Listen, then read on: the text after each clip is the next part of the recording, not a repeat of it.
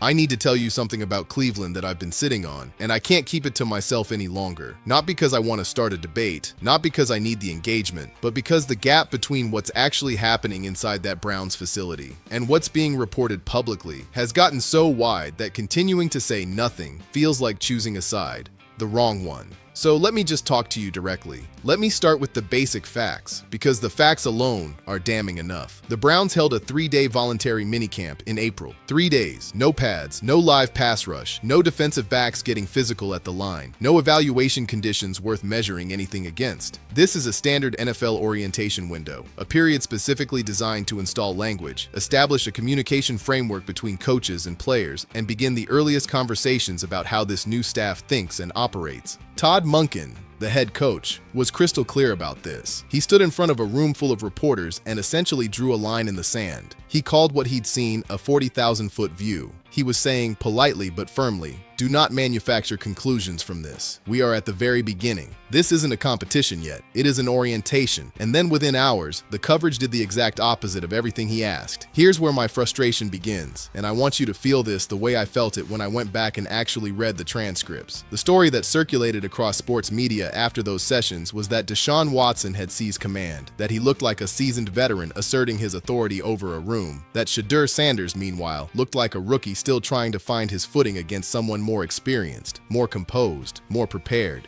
And then, and this is the part that genuinely stopped me, one outlet floated the idea that Shedeur might not even hold the backup spot. Third string. They were suggesting a rookie coming off Pro Bowl recognition might slip to third string, based on 72 hours of helmets and shorts, no pads, spring practice, voluntary. That idea got introduced into the media bloodstream, and then volume and repetition did what they always do. The claim started borrowing credibility simply because people kept hearing it. Now let me tell you what Monken actually said. What came out of his mouth at that specific press conference. Not the edited version, not the selected for narrative version, but the actual substance of what the head coach of the Cleveland Browns put on record publicly. He confirmed that the practice script gave Shedeur Sanders more total repetitions across all 3 days combined. He explained that certain practice periods were built around run game installation, and that those run-heavy windows naturally compressed meaningful quarterback snaps regardless of who was behind center, which created a visual impression of imbalance that didn't reflect the actual distribution of quarterback work throughout the week. And then he said this: Shedeur took the first reps in 11-on-11 team drills. He said the rotation would shift from session to session, and that no competitive conclusion should be drawn from how any single day was sequenced. The head coach, on record, in the same press conference, told that room that Shedeur Sanders went first in team drills. And the story that emerged from that exact same room, from that exact same evidence base, was Watson asserting veteran dominance while Shedeur fell behind. That is not two analysts reaching different conclusions from ambiguous data.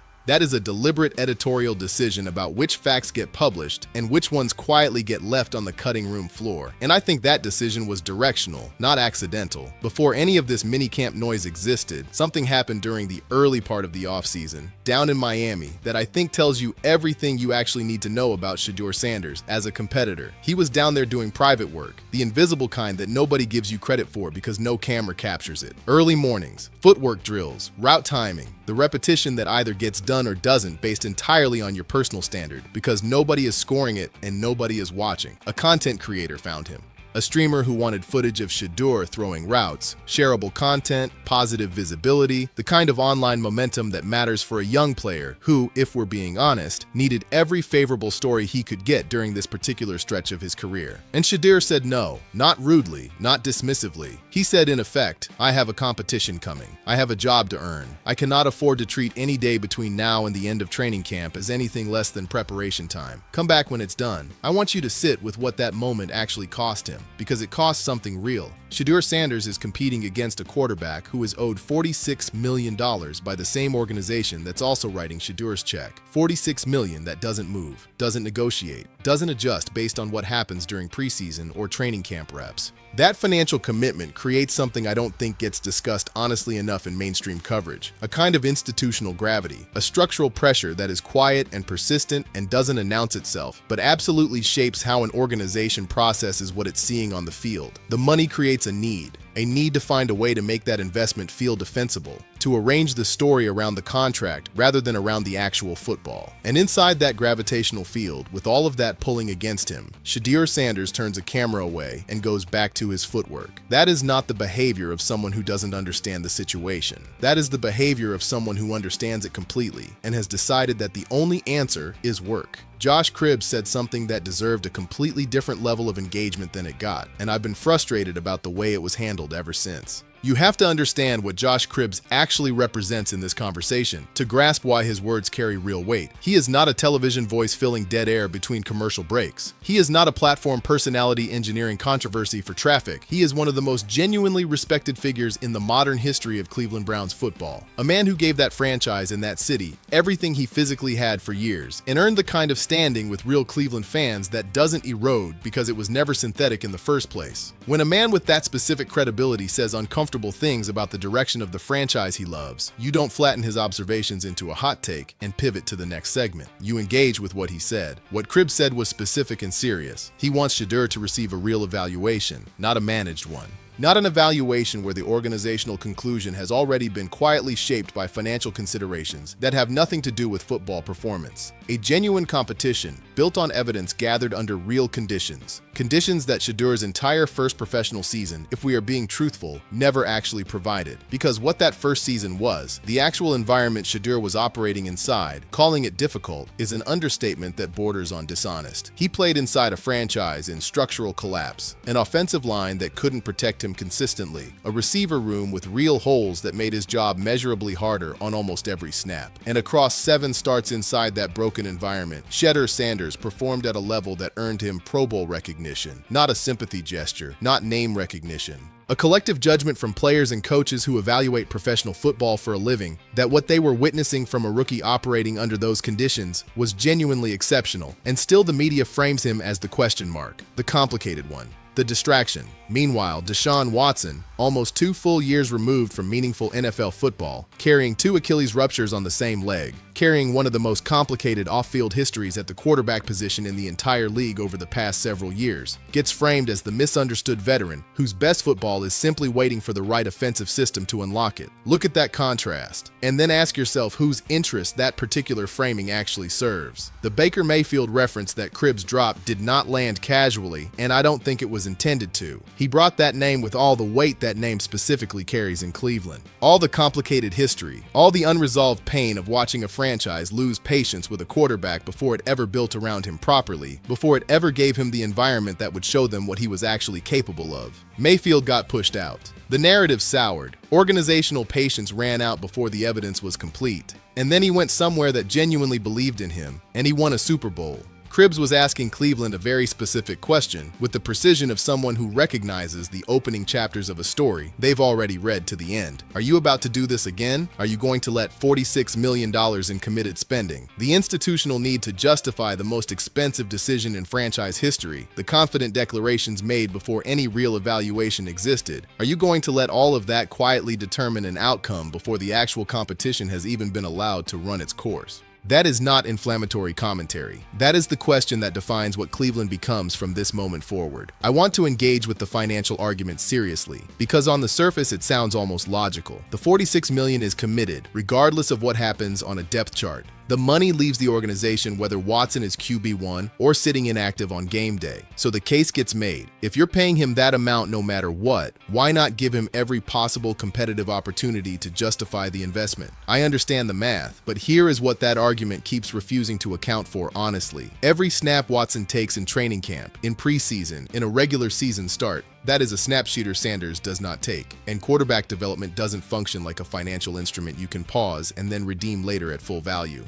A quarterback develops through specific repetitions accumulated under specific competitive pressure, with specific coaching attention applied at a specific point in the developmental window. That window is real, and it is not permanent. The actual cost of organizing this competition around a contract, rather than around football merit, doesn't appear on any budget line. It shows up years later in the developmental trajectory of the quarterback, who was supposed to be what this franchise becomes next. You can't put that cost in a spreadsheet, which is probably exactly why the voices most comfortable when their analysis can be expressed in clean numbers keep overlooking it. There is a football question buried underneath all of this that has received almost no serious analytical treatment, and the neglect of it genuinely baffles me. Todd Monken built one of the most dynamic and efficient offenses in the NFL over in Baltimore. The structural core of everything he constructed there was Lamar Jackson, one of the most uniquely threatening athletic weapons the quarterback position has ever produced. A player whose legs fundamentally reorganized every defensive calculation on every single play. Now look at who is competing for the starting job in Cleveland. Shedeur Sanders is a pocket quarterback. His entire game is constructed on timing, structural precision, rapid coverage processing, and clean delivery inside a system built specifically around those qualities. Watson, at his operational peak in Houston, was a dual-threat quarterback whose highest value plays required his legs to change the down-by-down mathematics of the game in ways a pure pocket passer cannot replicate. If Monken is building an offense in Cleveland centered on pocket efficiency, timing concepts, and system-based accuracy, and his entire coaching career strongly suggests that is exactly what he builds when he has a real pocket passer available, then the honest football question is whether Shedeur is actually the more natural schematic fit for what this staff is trying to construct. That question is not getting the serious treatment it deserves, and I think the reason it isn't is that answering it honestly complicates the narrative that's already been packaged and sold. The detail from Cribs that went almost completely unnoticed is, in my reading, actually the most important thing anyone said about this whole situation. He talked about the new stadium coming to Cleveland, a genuine structural inflection point for the franchise, a moment where, with the Watson chapter beginning its slow movement toward the back pages of Cleveland history, the Browns have a real opportunity to walk into a new building carrying a new identity, a new face at quarterback, a new story that reflects what's actually being built going forward rather than what already fell apart. A new stadium deserves more than a recycled narrative. It deserves something with real weight, real texture, something Cleveland fans will actually carry with them. And the story surrounding Shedeur Sanders already contains exactly that kind of material. A quarterback who entered the draft and was publicly disrespected in ways that were visible and documented, who arrived at a franchise structurally unprepared to develop him, and competed through 7 games under conditions that would have broken a lot of young players, and earned Pro Bowl recognition anyway. Who spent his offseason grinding in Miami before anyone was paying attention and turned down camera time because he had something more important to do with the hours. Who showed up to voluntary minicamp, took the first reps in team drills, and then watched the coverage declare the competition essentially over before training camp had even opened. That is the story. That is what Cleveland actually has in front of it. And what genuinely angers me, not frustrates me, actually angers me,